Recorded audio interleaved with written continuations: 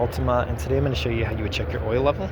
So first you open the hood, and then while the motor's off, find your dipstick here that you'll pull out all the way, wipe it clean with a good rag, paper towel, stick it all the way back in, and then you pull it out again.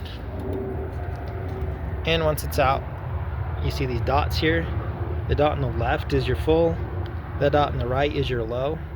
So you want it pretty close to that dot on the left where the H is. If it's close to the dot on the right where the L is next to it, you'll definitely want to add some.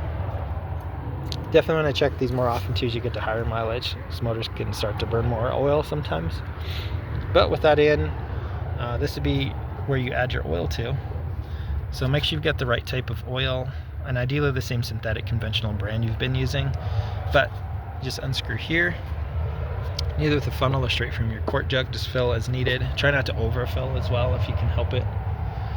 Screw this on nice and tight once you've got that filled.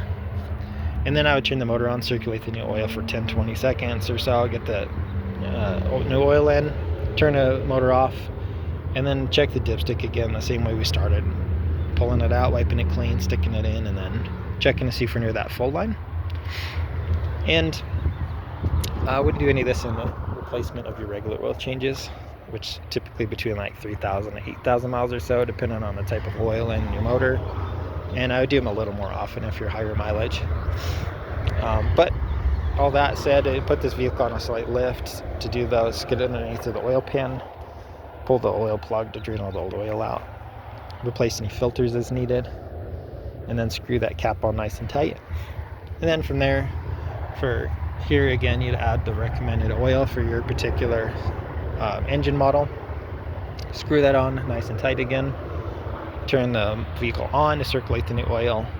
Turn it off, and then do that same process to check the oil level with the dipstick. But I hope this was helpful. Hope you have a wonderful day.